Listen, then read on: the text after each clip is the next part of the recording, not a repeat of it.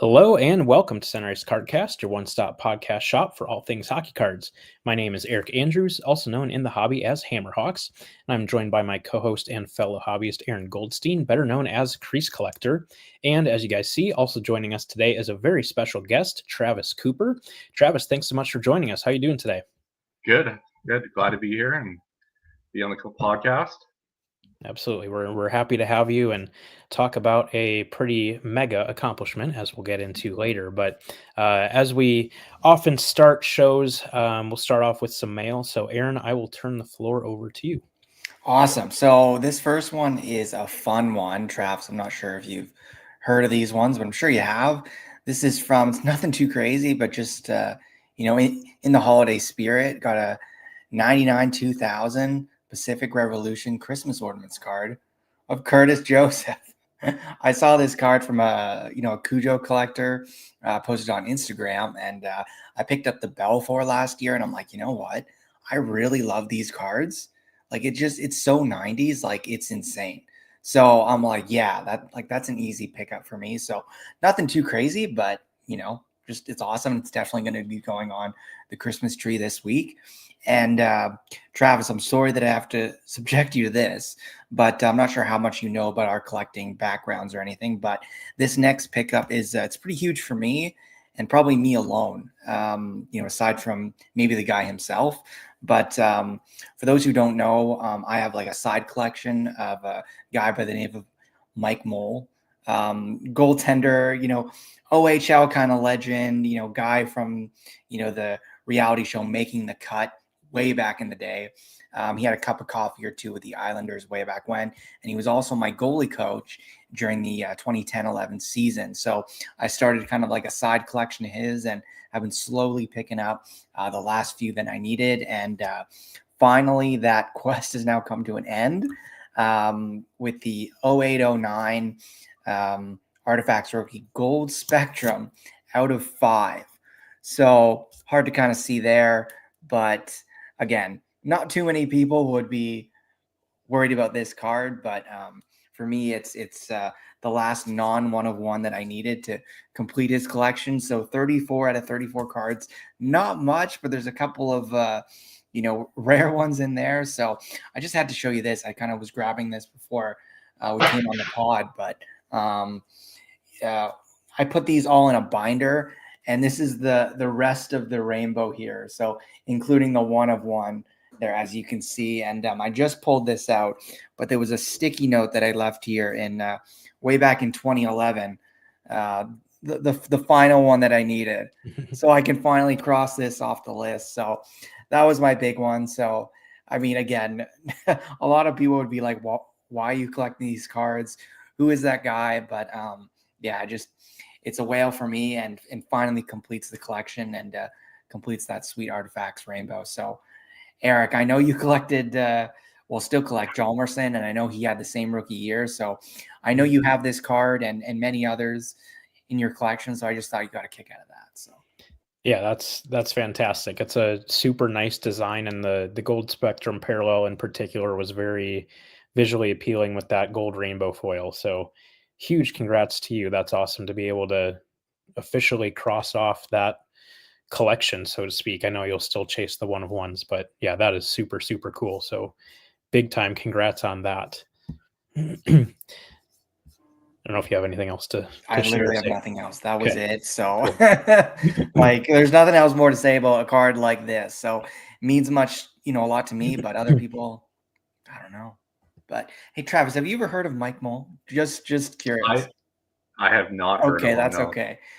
You and many others, basically. But I mean, for those who know, he still has quite a bit of a following. He plays in the Allen Cup league with the Dundas Real McCoys, so he's still kicking. So a fan of people who know, I guess. So yeah, good guy. Very cool. And then I've got a few things to show off as well that will kind of lead nicely into our segment with Travis and talking about his accomplishment, as all three of these are cards from Upper Deck Premier. So the first one, this just came in the other day.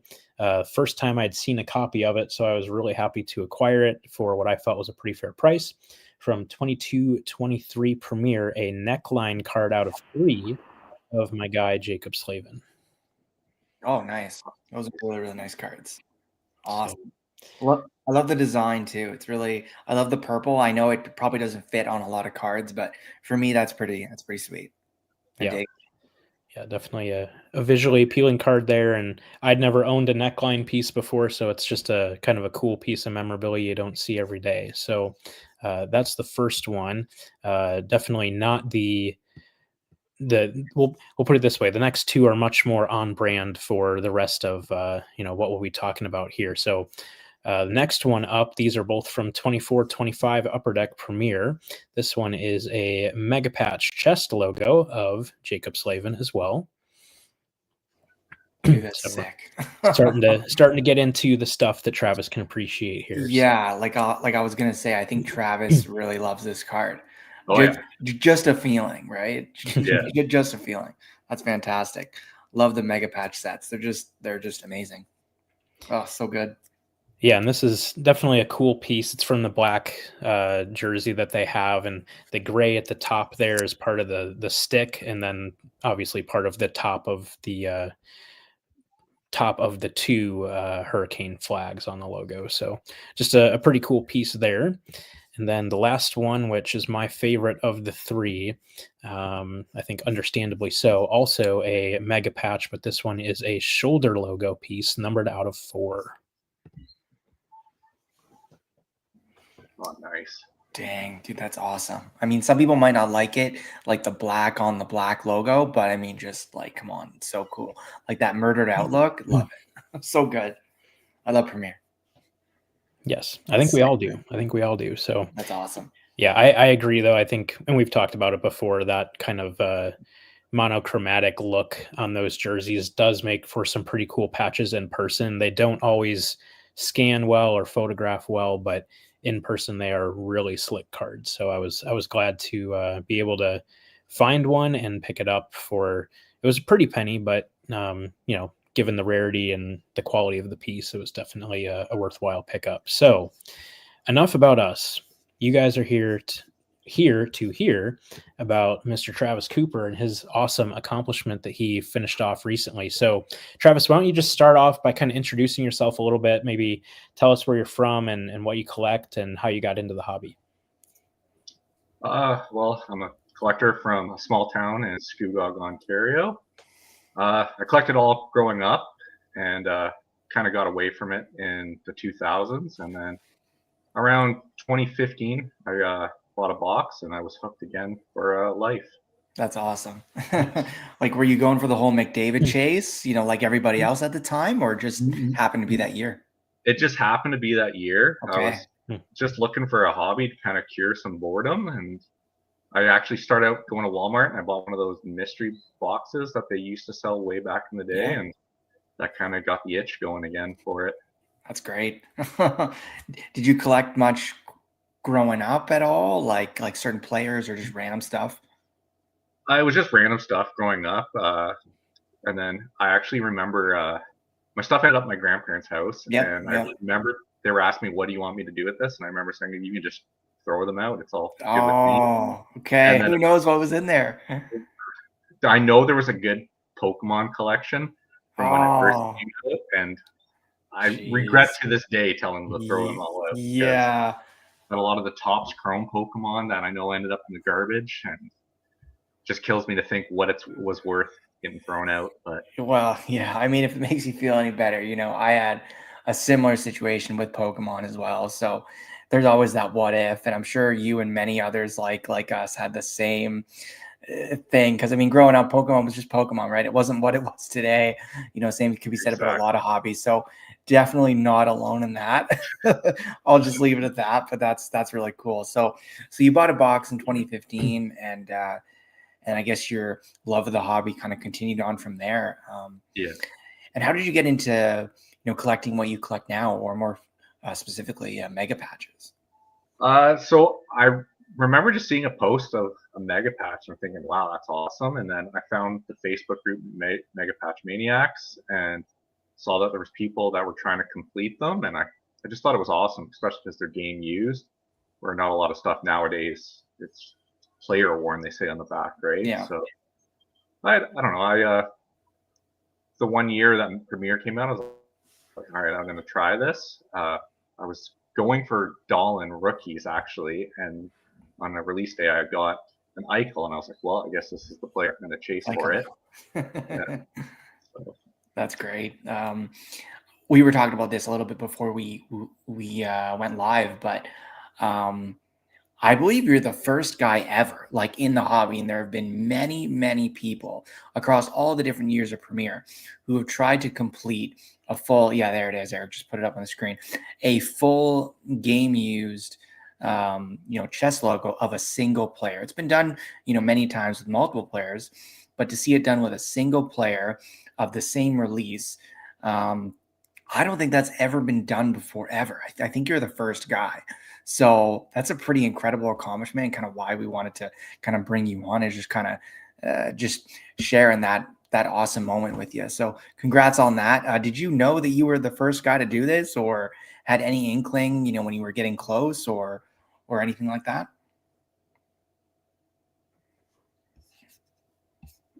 I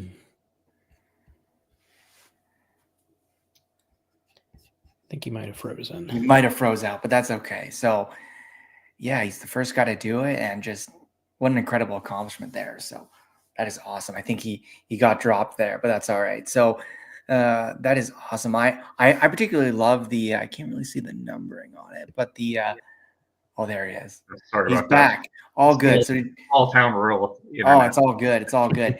Did you hear my last question, or do you want me to repeat it? Repeat it if you don't mind. Okay, yeah. Halfway through. Oh yeah, no problem, no problem. So basically, I was just asking if you knew if you were the first guy to complete a full chess logo of the same player from the same release. So I wasn't 100% sure if I was the first person. Lots of people have told me I was, but yeah, I was just not really sure if I was the first one. I know there's quite a few people that are down to the last one or two pieces. Yep. But yeah. Going from what people have told me, I do believe I am the first one, but I could be mistaken. No, either way, it's an incredible accomplishment. I mean, just it's the first time I've heard of it. Like before we jumped live, I was talking about that Subban collector who was one shy and then decided to kind of abandon the project, I believe. So just an incredible hobby accomplishment. I've never seen it done, and it's amazing. Do you have a particular favorite patch at all, or? My favorite one is definitely the Buffalo Head. Okay, yeah, yeah. That's awesome. The red eye, it pops out a bit more. 7 out of 22. That's crazy. Amazing. Well, that is awesome, man. Huge congrats. That's like, are you going to display it anywhere? Like buy like a frame or try and display it somehow? So after the holidays, there's a guy in Florida that actually reached out to me, and he makes some very nice frames. So I'm going to give him a shout, and then hopefully send it down to him to get framed up and hang up in the basement at some point. That's awesome. Wow. Incredible. That's just, so good. Well done. I know you had mentioned a little bit about how kind of the process started of, okay, I'm going to go for Eichel. Maybe just walk us through a little bit of what that process has looked like since you pulled that first one until you got the last one a few weeks ago. Yeah, so got the first one via a break, and I believe I did get a second one from a break a few weeks after that, which the odds on it can't be very good, right? Like it's kind of hit or miss. And then it was just scouring eBay and all sorts of card sale websites on Facebook, and I had lots of people looking out for me at shows too. Here at like in Toronto at the Expo, people looking for me. And then every once in a while, one would pop up on eBay, and I would get it off bin right away. I wasn't wasting time with the offers. And yeah, there was a 2-year stretch where I hadn't found a single one, and I kind of thought, well, this might be it. Hmm. Journey's over. And then one popped up on the American side of eBay, and it wasn't even showing on eBay Canada. So I had a buddy grab it for me. But I had tons of help with this along the way. Like there were so many pieces that if it wasn't for other people, I wouldn't have landed them. That's amazing. Did Mhm. you, when that last piece was coming in the mail, did you get a little nervous? Oh yeah, and the worst part about it was it was said it was out for delivery on a Sunday, which I thought was kind of strange. That is weird. Where I live, we don't get mail deliveries on Sunday. Yeah. So I sat at the front window of my house almost all day like a puppy dog watching the vehicle go. That is amazing. And then it ended up coming on the Monday, and my wife had texted me a photo saying, "Look what's here." And the workday definitely dragged on that day. Oh man, it must have been like an amazing moment, kind of opening that package and pulling out that final card and putting it there, the final piece. I could only imagine, or just assembling this photo, you have here. It's just so cool. I can only imagine the like how that felt. It's unbelievable. Like I've seen. Definitely had a sense of accomplishment when it was done, but at the same time, it's a little sad not going on eBay every day and searching for something. Like I was looking on eBay 30 times a day to see if something had popped up. Yeah.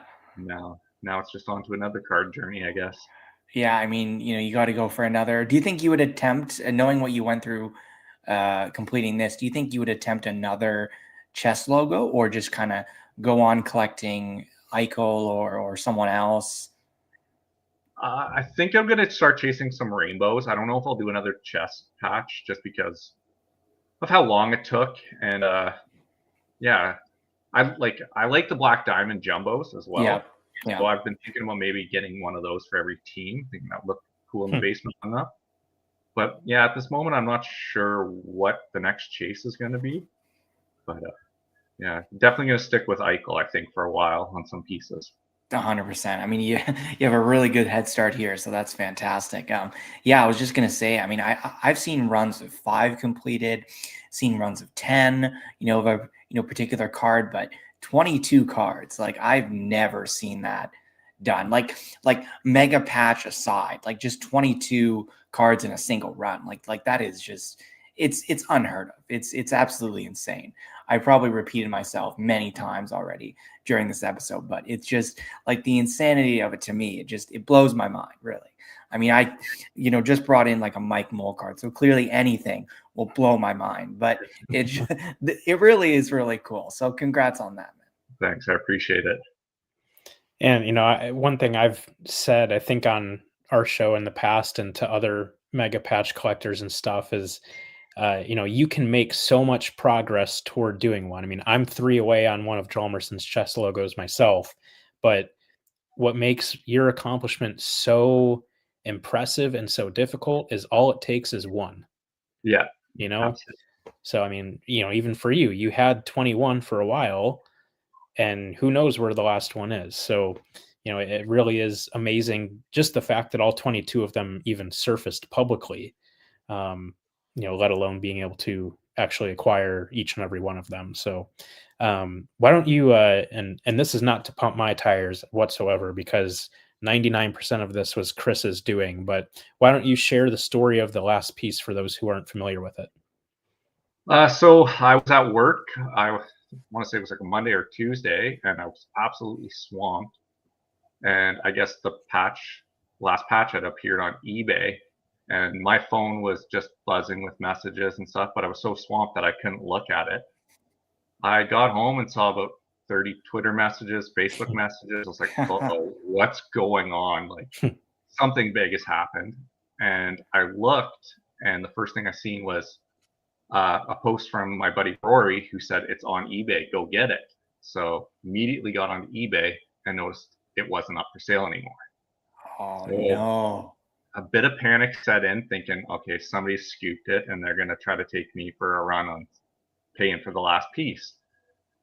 Started going through the more messages that I received, and a buddy, Chris Hellerman, who I met through the hobby a few years back, had actually reached out and grabbed it for me because he didn't want somebody to rinse me on the price. That's great. That's great. So the last card came from somewhere in Quebec. It ended up going down to New York to his home, and then we shipped it back here to Ontario. And yeah, if it wasn't for Chris, I might never have gotten this last piece. Mm-hmm. That's amazing. There was a massive stick tap on that one for helping out. And even Eric reaching out with him, like, I'm so grateful for it. Like, the guy could have easily sold it to somebody else, and then now they're trying to sell it to me for $1,000 or something, right? Yeah, like, yeah. Mm-hmm. Which has been known to happen, which is sad, but I mean, people will do it, right? So that's an amazing story. I mean, it's a scary story, but it had a good ending, that's for sure. So I mean, that is really something else. So yeah, well done again. And also, it needs to be said, I mean, respect to other players in the set or other players who have mega patches, but I know from experience of collecting Enroth cards is that Sabres guys can go nuts for their guys, and they're a smaller group of collectors, but they're very, very passionate. Especially I've seen with mega patches over the years. So for a captain and a guy who's obviously well loved on the team back then, to see these cards become available, like Eric was saying, just all publicly is a feat in itself, let alone for someone to collect the whole thing. So yeah, amazing. Thank you. And certainly like a player of that profile too. Like it's one thing if I was to ever finish off the Hjalmarsson chess piece, I really don't have much competition for those cards. There's not too many people seeking out Nicholas Hjalmarsson Arizona Coyotes cards. So, but obviously Jack Eichel is a premier player in the league. So yeah, certainly makes it all the much more impressive. It's a different level for sure. Yeah, absolutely. So, yeah, is there anything else you wanna share about your journey or anything in regard to the Eichel Mega Patch? I don't have too much. I mean, like, one of the best moments I think about the whole thing was when I completed it, and I have a 5-year-old son who's slowly getting into hockey cards and stuff like that. Just so to see him excited that I got it, and like I explained to him when I'm older, all these are going to be yours at some point. And just to see his excitement on it really made me happy. Mm-hmm. He ended up actually drawing out all the mega patches. Oh, that's cool. That's cool. I've got that I'm probably going to frame along with it. Yeah, you can frame it side by side. That is cool. It's a great little tidbit of information, and that's really cool. I can only imagine like little kids kind of seeing this, and for us, it's cards. It's a hobby for them. I'm sure it's just another puzzle. You know what I mean? Exactly. So that's so cool. Yeah, thanks for sharing that. He's always asking them for me to bring them out so he can sort them and everything like that. And I'm a little weary of it because he's clumsy, so I don't want them flying out of the holders. Yeah. Or you can't, bite the puzzle piece. Like it's not the same. These aren't like that. But it just makes me happy that he's kind of appreciative of it and just trying to get another one into the hobby, right? Fantastic. Absolutely. Awesome. Well, hey, Travis, we really appreciate your time. And again, on behalf of both of us, huge congratulations on truly an amazing accomplishment. Thank you. I appreciate it. Awesome. Have a great rest of your day, my friend. You too. Happy holidays, guys. Thanks. Take care. Bye. See ya. All right. That was Travis. And that was, I love his stories about, the last one about, his young son there with these new puzzle pieces to kind of play with, but the final acquisition story, how that came to be. And, I think we've all been there waiting for that final piece to come in, whether it be, a big card you need for your collection, or in Travis's case, completing this mega patch here of Eichel. Just, it's so cool. Yeah. And I honestly love the story of how the last piece came to be, because it would have been awesome no matter what. If he just came across it on eBay and bought it, it would still be awesome. It's still a huge accomplishment. But the fact that it came in such a, in my opinion, a very fitting way that's very reminiscent of that Mega Patch community, like he referenced earlier. The people on that Facebook page are amazing and are constantly looking out for each other. Whether it be someone like Chris, obviously we're familiar with Art, very much so, and Art is always looking out for me for Jalmerson stuff as well. So it's just a very reminiscent way of really how that community is, and just a very fitting and beautiful way to complete a project like this for sure. So I remember when it popped up, and Chris and I talk somewhat regularly about Mega Patches. He also collects them as well. I think he actually ended up going after the Darlene that Travis was referencing from this same year. So it's kind of funny that that's kind of their crossover too. But so Chris and I have talked over the years as well. And he messaged me about it saying, hey, like the last one is up. Like, do you know Travis well? Like, can you let him know, whatever? And we were kind of going back and forth. I think I was at work as well at that point, so I wasn't really able to focus too much on it. And he was like, should I just like buy it and then like make sure like it's taken care of? And I was like, yeah, like you should 100% do that. Like, don't, like, we can't risk, something crazy happening and someone holding it hostage or whatever. So, very quickly after that, he was like, yeah, you're right. Like, I just got to do this. I'm going to buy it, and then I'll work it out with him later to get it into the right hands. Yeah. So just a truly beautiful story to end an awesome accomplishment. So that's great. Yeah, definitely super cool. And I remember when Travis first started this project, because this was the same year that Jalmerson first had the Mega Patches, and I had started putting together the digital progress maps that some of you might have seen over the years. But so pretty early on into the chase, Travis wanted me to do one of those for this project. So I, that's kind of how we first quote unquote met, was him wanting to do that and track his progress that way. So just being able to see him achieve this is obviously super, super awesome. So and again, huge thanks to him for taking time out of his day to come talk about it. Hopefully you guys enjoyed hearing a little bit more about that. It's fun just seeing it online, but actually being able to hear some of the backstory behind it obviously makes it a little bit more meaningful. So I know I certainly enjoyed that. So I don't know if you have anything else to share or say about Mega Patches before we move on. I don't, but I know your next one's pretty cool. Indeed it is. So we'll get on to that. We'll pick back up with more mail, kind of as you see at the bottom of the screen if you're watching, continuing the quote unquote complete theme. This is something that I have actually had in hand for quite a while already. I want to say these came maybe back in September, if I remember correctly, something like that. Yeah. But let's go back even more. I think this was maybe in February, if I remember correctly. I believe I mentioned this on the show back at the time, but toward the beginning of this year, I was able to purchase this Derek Whitmore game used nameplate off of a 2007-2008 Rochester Americans game worn jersey. So as you guys see right here above my shoulder is the white jersey from that season. And then this came off of the red jersey, which the Americans would strip the nameplates off of those and then recycle them for the following preseason.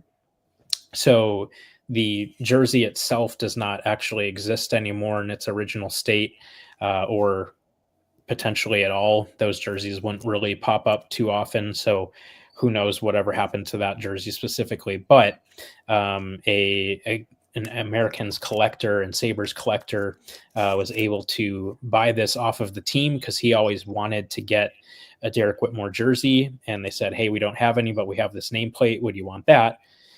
And he was like, yeah, absolutely. So he had this nameplate in his collection ever since, pretty much. And then became aware of me and that I collected Derek, and just said, hey, like, would you want this? Like, it's probably better in your collection than in mine. So yeah, anyway, back in February or whatever, we worked out a deal for this nameplate. and kind of just had it sitting around in my office, not super sure what I wanted to do with it. Had some thoughts, had some ideas, but never really did anything until later this or earlier this year in the summer when you did your Enroth nameplate cards with Dr. Price.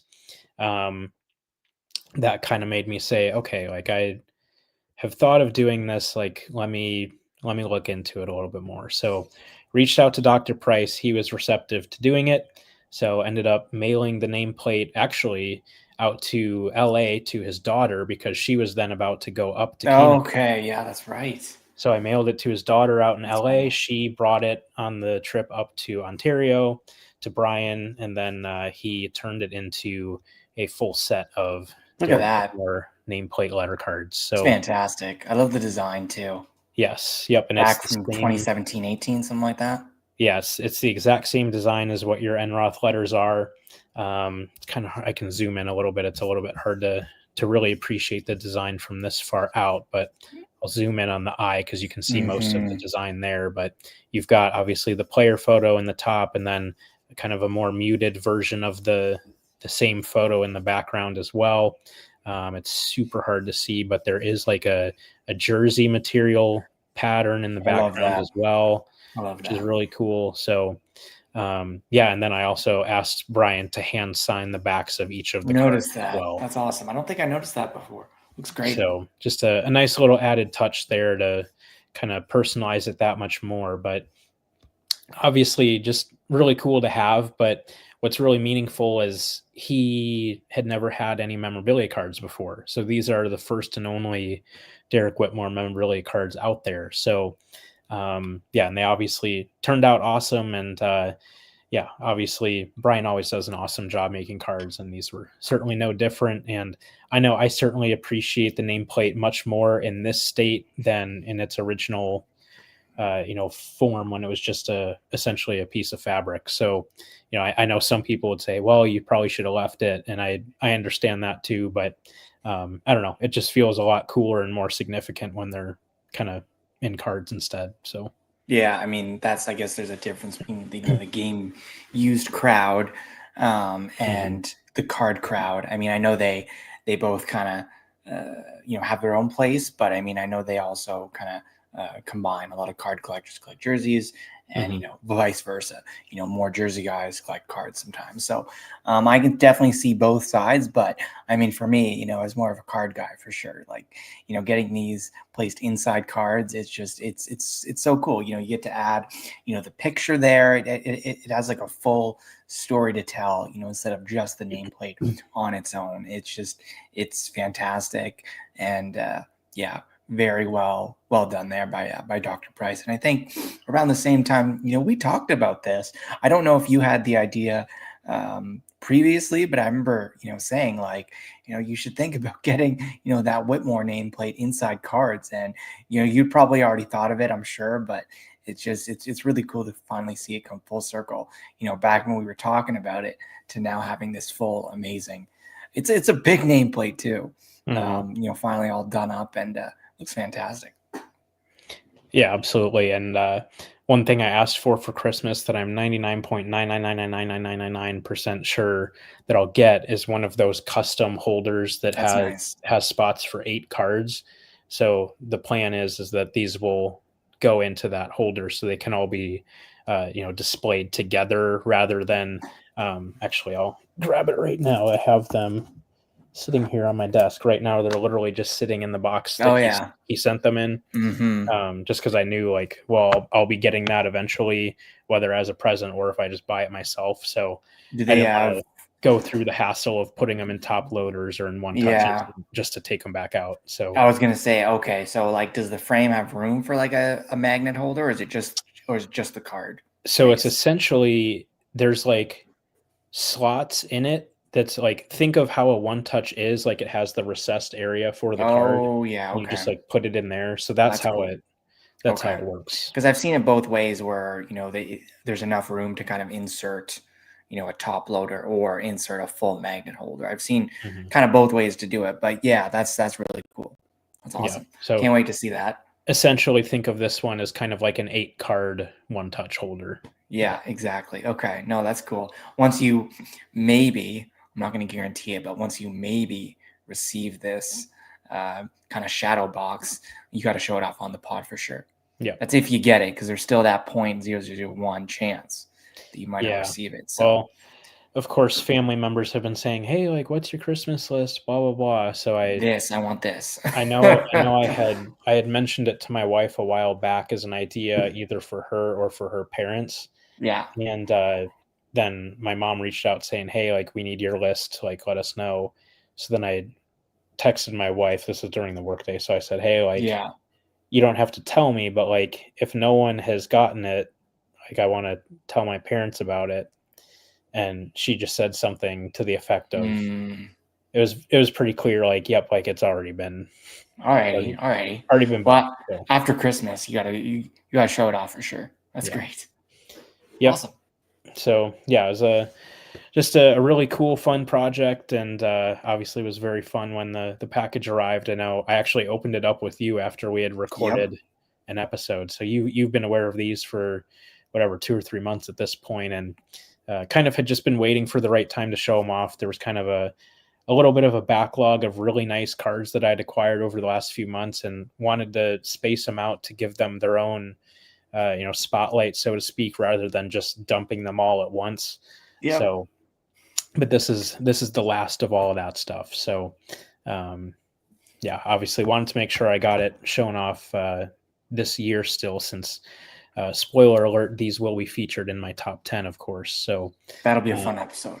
So that will be our next episode. So stay tuned for that. Our last episode each year is always our year in review, top 10 pickups of the year episode. So, we always look forward to that. And this is a pretty good year. We both had a pretty deep year, I would say. Like, I was thinking about this earlier today, that I feel like you probably even have cards outside of your top 5 that pretty much any other year would be like second or third. Yeah, probably. I just finished my because I do the same thing on the blog. I'll post up my top 10 for the year just in written format, and so I kind of completed that this past week to kind of, there still might be some changes as far as where things would go, but I kind of have a good idea of where most cards will fall. And so I was thinking about that same thing as well. Like, kind of on a regular year, some of these cards higher up in the top 10 might be in other years have been closer to kind of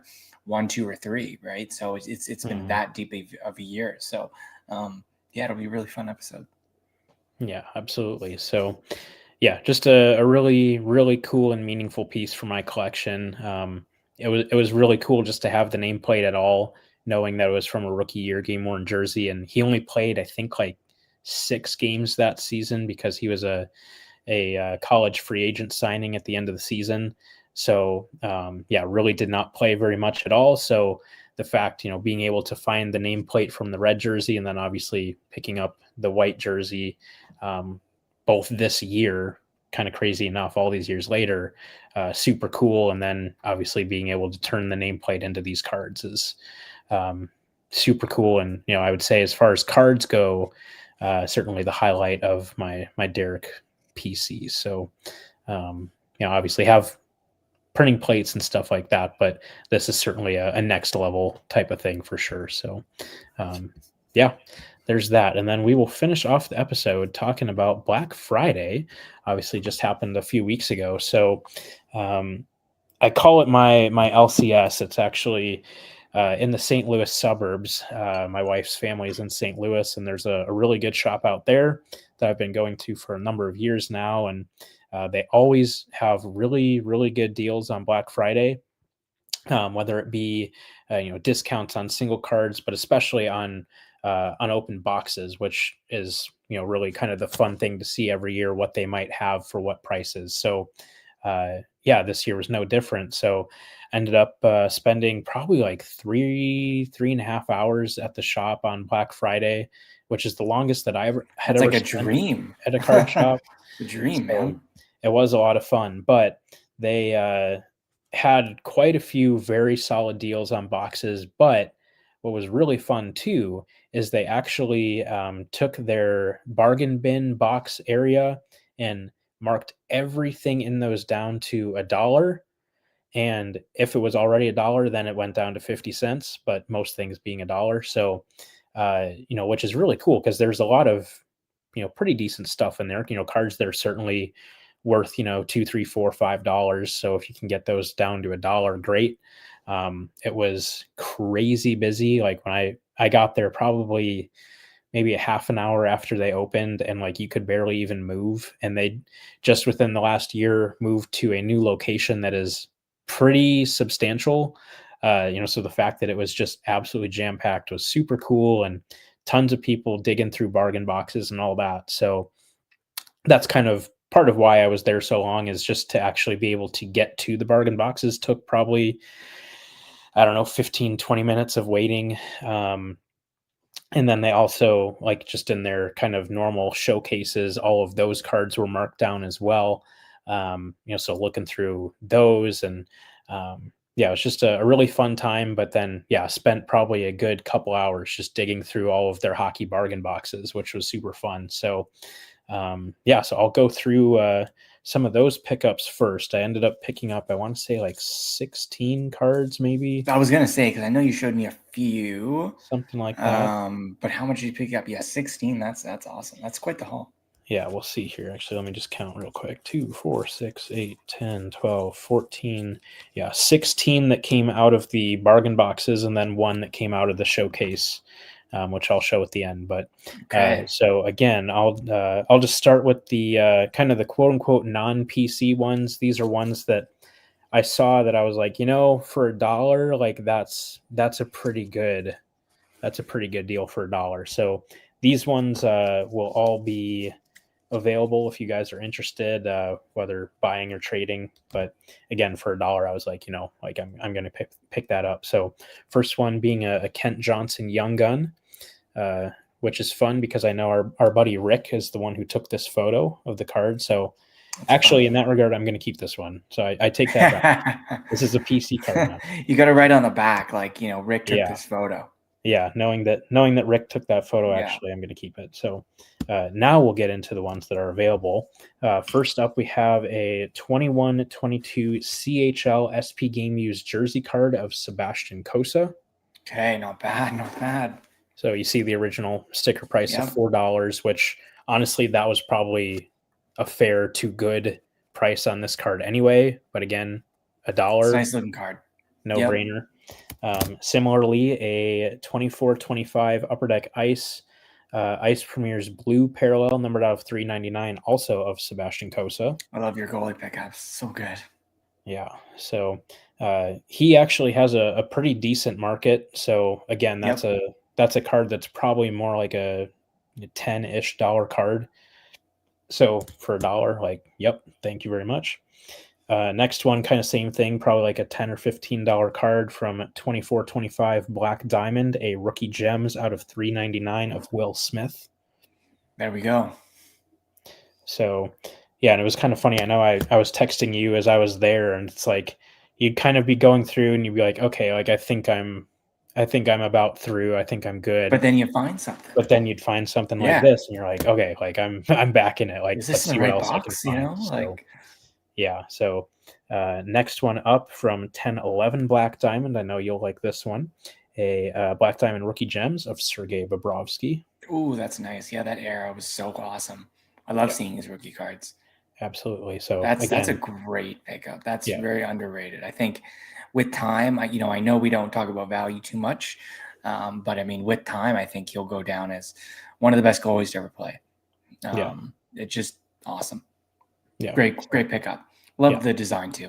So good. Super cool card. They need to go back to this version of Black Diamond. They should. And I haven't seen one of those. I've seen a couple of Bobrovsky's surface since, back-to-back cups and all that good stuff. But that's one where, I don't see posted really much. Like it's very underrated. And I don't know why, because they're really great cards. But I haven't seen one of those in a long time. Mm-hmm. Yeah. So again, for $1. Yep. Much. That's.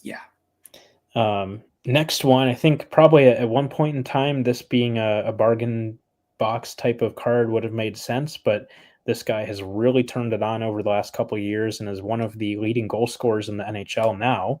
From 2020-21 Upper Deck, a young gun of Morgan Geekie. Oh, nice. Yeah. So That's great. Why not? This is probably like a $15, $20 card right now. So again, for $1, thank you very much. Yeah, for sure. That's great. Then the last non-PC one, this one from 23-24 Series 1.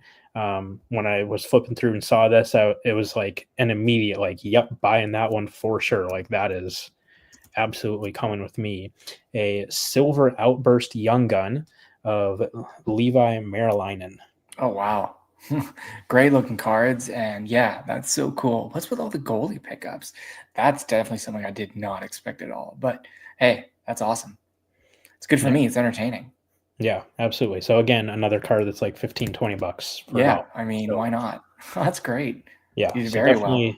some cool ones there, even though, some of them are very much kind of random, I guess. Again, it's like, if someone will give me something that fits my collection better and I only sunk $1 into it plus whatever it costs to ship, great. So, and if not, some of those are pretty cool cards just to hang on to, like you said. So anyway, then moving on to the pickups for myself. I just wanted to interject one thing. I just looked up the Bobrovsky rookie gems, and with shipping included, and some of them had some pretty outrageous shipping, costs involved, but it still kind of makes sense value wise. So they sold between one was a lot, but I mean they're roughly about, I'd say, $30 to $60 cards, Canadian dollars, but still, I mean, not too bad at all for $1. Easy peasy. And I think, like I said earlier, I think these, cards like these are pretty underrated. So I think in time, especially once he retires, I think, nowhere to go but up. Mm-hmm. Yeah, for sure. So, anyway, on to the PC ones. I know some people would appreciate this more than others. Some might think it's kind of random, but from 21-22 Upper Deck, a clear-cut parallel of Andrew Mangiapane. Oh, okay. So that's very cool. Always like the clear-cut cards. So very nice. That one stood out to me there. Next, I actually Oilers legend. That's right. Oilers and Capitals legend, Andrew Mangiapane. So next one, this one is actually an acquisition for my wife. Okay. I figured since she was letting me go to the shop for a while and spend some money, that when I saw this, I was like, okay, I can. It only makes sense. I'll grab one for her because she loves the player and loves the color. So this being from 2020-21 OPG Platinum, a matte pink parallel of Marc-Andre Fleury. Dude, that's nice. That's really, really nice. I love that. So good. I love his pads when he was with the Knights, like the gold he used. Really cool. It pops off the card right there. So good. So that's fantastic. Yeah. And I've always loved the finish on these matte pink cards, kind of like that brush steel type of look is really cool. So it is nice. Yeah. Anyway, so that one's for her. But so this is an example of anything that was not marked with a price was $1, meaning that for Black Friday it was 50 cents. So I mean, 50 cents for that one, and then also 50 cents for this one. I'd always wanted one of these, but just never got around to picking one up. From 21-22 Extended Series, one of the reflection cards of Fleury. Oh, nice. That's really cool. I love that. His sets with the Hawks was fantastic. Yep. So, very cool. Cool card there. And then next up, have a trio of cards of the current Blackhawks goalie depth chart. Kind of funny enough.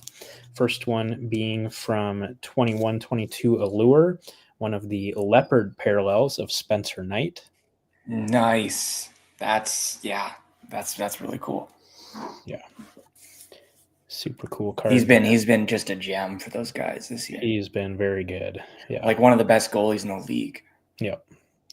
So fantastic. Again, for $1, can't go wrong. That's Next great. Up, so the backup goalie this year, a young gun rookie of Arvid Soderblom. Very nice. And then their third string goalie, and kind of, I guess with Knight, he's probably a long-term backup at this point, but a young gun rookie of Drew Comesso. Yeah. So again, for $1 a piece, getting cool rookie year cards of the Blackhawks goalie trio is pretty cool. So there's those. This one, I always loved this set back in the day, and kind of always remember thinking this guy in particular was just a really cool guy to get cards of. So again, when I saw this for $1, like, yep, I'm grabbing that for sure. From 2002-03, Be a Player Signature Series, a rookie card of Rick Nash. Oh man, that's great. I always loved the set. So good. Yep. I remember that very well. Yeah, very reminiscent of that era with all the just foil board all the way around, and very like geometric designs and all that. Just a super cool looking card. So again, yeah, for $1, like, can't go wrong with something like that. And then of course, I mean, we've already seen some Young Guns cards, but I was kind of thinking, like, I wonder if I'll find one. And lo and behold, I did find from 15-16 Jacob Slavin Young Gun. Oh, nice. If you see it, you gotta get it. Of course. So yeah, I mean, regardless, it would be a good buy because these are like $5 a piece right now. So for $1, like, it's great. But obviously, I was just excited to actually find one out in the wild because I don't know that I'd ever actually done that before. Now you have. So, yeah, now I have, and that made me super happy to find that one in one of the boxes. So those were all of the bargain bin pickups that are for me. But there is one more that I picked up that's actually going to be making its way up to you, sir. Okay. Which you already know about this. I do, but thank you again. It's again, for $1, no brainer. Very, very visually appealing card from 23-24 SP Authentic, a Future Watch limited red parallel of Dustin Wolf. Very cool. Wolfie, yeah, he's doing great. Bright future ahead of him, and yeah, what a card. Yeah, pops really nicely with the red foil on there. It does. So, yeah, saw it and was like, for $1, I think I should grab that. So yeah, so those are all of the bargain bin pickups, and then there was one final single card that I picked up out of the showcase area. The sticker price on it was originally $30, which is pretty fair, I would say. Like, that's pretty much market value. This copy is a little bit dinged up, so it is what it is. But then they were giving 20% off of the showcase sticker prices, so this ended up being $24 from 23-24 Ingrained, a rookie card numbered out of 399 of Connor Bedard. Ooh, nice. I mean, especially with your recent pull lately. I mean, that's a really great addition to the PC. I love the design too. It looks fantastic. Very nice. Yeah, I love Ingrained. So good. Yes. Yeah, definitely always really cool looking cards, and nice finishes and textures on them and stuff. So yeah, when I saw that, I was like, yeah, maybe it's not in the best of condition, but it's a good price, and it's an affordable Bedard rookie card, so I'm just gonna grab it. So yeah, so those were all of the single cards that I bought. So a nice little stack there. Made it worthwhile. But yeah, then also on top of that, I did end up buying quite a few boxes as well, because they had just some fantastic prices on a lot of boxes, but in particular some stuff from 23-24. So first up, I actually kind of splashed the cash a little bit, and as an investment bought 2 boxes of 23-24 SP Authentic. So these will just sit around, and I have no intention of opening them, and we'll probably sell them one day many years from now for far more than I paid for them. They were $175 US a piece, which that's just a total no-brainer in my opinion. So got 2 of those, and then also got 2 boxes of 23-24 Clear Cut, which were 65 a piece, which again, for a chance at a Bedard rookie year auto, that's certainly worthwhile. So I actually opened up both of those already. The first one was just kind of, I would say, average, maybe, being a Joe Pavelski Supreme Skill auto. Obviously a very quality player, but you're hoping for something a little bit bigger than that if you can. So I was kind of a little bit bummed by that, but it's okay. But then last weekend, I opened up the second of the two clear cut boxes and did far better than that. At first, I kind of just was slowly opening it and saw the name at the bottom and was like, okay, like that's decent. I'm content with that. But then opened up the rest of the box lid and saw that it was a parallel card, which made it far better. So I'll Nice. throw this up on the screen, but It was it very is nice. one of the rookie debut canvas autos, and it is a gold ink 1/1 parallel of Luke Hughes. So nice. That's so good. What a great card. I love Yeah. the canvas autographs. Yeah, so I was obviously very, very pleased with that hit. That's kind of a product level type of hit, not that specific player. Obviously, Bedard or Carlson or Fantilli would be more like that. But obviously, Luke Hughes is still a huge name rookie from that year too. So, to get a 1/1 autograph of a big name rookie, like that's obviously a pretty big deal. So, yeah, that was very, very exciting and definitely made me feel some relief. Having bought two of them, it was a little bit more spontaneous. So, to kind of be rewarded for that obviously was a good feeling because, as you guys know, clear cut is very hit or miss. You can come away with a card worth $5, or you could get something like this that's obviously much more than that. So it is available. I'm certainly willing to move it. So if you guys are interested, or someone who's interested, let me know, and we can figure something out. But I'm not in a hurry to move it necessarily either, because it was kind of just a buy the boxes to have fun type of thing. So I don't mind hanging on to it for a while. So it would kind of take the right deal to move it, but I'm certainly open to it. So yeah, but obviously that was super, super exciting to hit something like that. So then the last of the Black Friday purchases, they also this was the thing that kind of got my attention the most, was they had 23-24 Series 2 blasters for $30, which it's kind of hard to pass that up.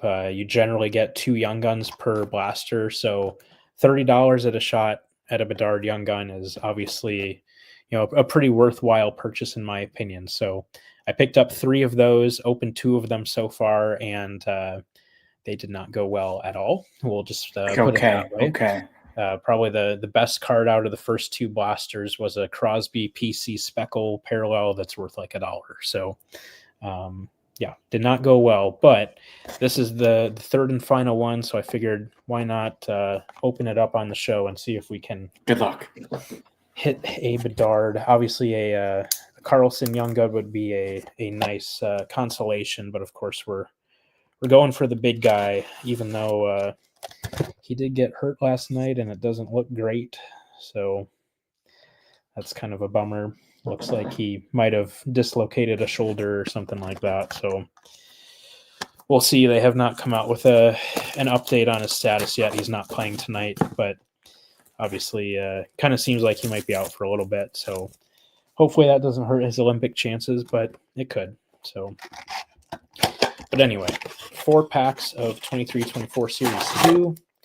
And like I said, you usually get 2 Young Guns. You're only guaranteed 1, but you do typically get 2. Based on the pattern of the packs from the first 2 blasters, I'm actually going to save the first and third packs for later, because those had Young Guns in the other ones. So I'll start off with pack number 2. I'll see if that sequencing pattern kind of continues here, and it looks like it is. So first up, we have got a glossy of Walker Dewar. Guess let me take off the Luke Hughes card here so we can actually see what's going on. All right, here we go. So yeah, Walker Dewar, OPG glossy, nothing crazy. We have a PCs of Trevor Zegras.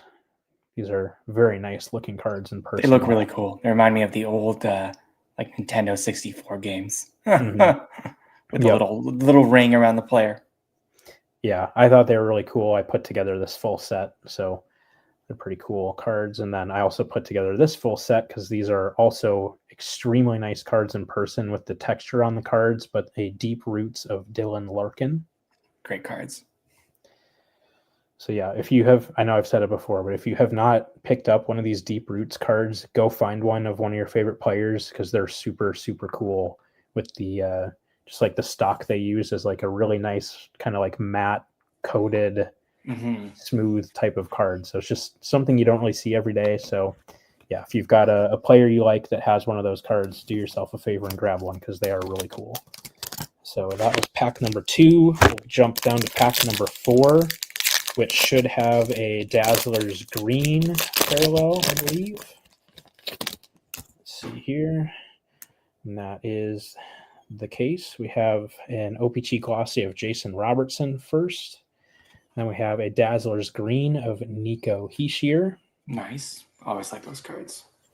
And an Ecliptic of Braden Point. So again, kind of more standard packs there, but knowing the sequencing here, I wanted to set aside the Young Guns. So got 2 packs left. Hopefully both of them do have Young Guns. We shall see. So back to pack number 1. Let's see here. And actually looks like there is not a Young Gun in this pack. So we just got 1. First, okay, this is a tougher pull, so that's not too bad. A glaring insert of Erik Karlsson. Okay. I think out of all of the retail that I opened back at release, I only got 1 of those. So let me see what the odds are real quick here. It's got to be on there somewhere. Just a matter of finding it. 1 in 134 blaster packs. Okay, so yeah, definitely beat the odds on that. Yeah, so they're not super valuable, but again, just a tougher card to pull there. So that's pretty cool. I like the rainbow on the top, kind of different. Yeah. And then you'll appreciate this one. An Instinctive Speckle parallel for the Vancouver Canucks of Thatcher Demko. Oh, nice. I have a Saros one of those and it looks fantastic. Yeah. That's cool. Great. Yeah, great cards. Then we've got a Superstar honor roll of Owen Beck. Then there's actually, so I guess the Karlsson glaring was kind of a bonus hit. We also have a Director of Boards of Pat Maroon. Okay, that's a really nice looking card too. So a 4 insert pack there, meaning that this final pack should have a Young Gun. So it better. We shall see. We shall see. Hopefully it's a good player. Obviously 150 shot at Bedard. You're not expecting to pull him, but let's see what we've got. We do have a Young Gun, unfortunately not Bedard. For the Columbus Blue Jackets of Samuel Knazko. So not the best one there, but that's okay. And we also have a Superstar honor roll of the other Matt Murray. The other Matt Murray. I like that. And finishing up with an Instinctive of Igor Shesterkin. Nice looking card. Yes. So can't win them all, but nope. Again, for $30, it's a worthwhile risk to take. So 100%. Yeah, so that is my Black Friday haul. Like I said, I was very happy with all of the bargain bin pickups, and then of course hitting the Luke Hughes card was obviously a big success as well, and in a lot of ways kind of took the pressure off of everything else. So because the first time I opened up any of this stuff was 2 blasters and the first clear cut box, and those didn't go well. So I was like, oh, but then getting the 1-of-1 definitely helped out a lot. I was like, all right, we're good. Like, yep. So, everything else is just gravy at this point. Yeah, exactly. So yeah, that's great. So that's my Black Friday haul, and that'll pretty much wrap it up for the episode. I don't think there's an hour, not too bad. Anything else? Yeah, pretty much a normal length episode, which is good. I know the last one was a little bit shorter than normal, just focusing on the cup. That's all right. Obviously, that's always a super fun episode. So yeah, we have that. And then, of course, like I already said earlier, we've got our year in review episode, which will be fun. Stay tuned. Coming up toward the end of the year. We haven't picked out a date yet, but it's usually between Christmas and New Year's. So stay tuned for that. But that'll do it for this time. So as always, please be sure to follow us on social media. We can be found on Facebook, Instagram, and YouTube at Centerized Cardcast, and on Twitter at CenterizedCC. Please also be sure to subscribe to the show on your podcast platform of choice to make sure you never miss a future episode. Until next time on Centerized Cardcast, keep collecting those hockey cards.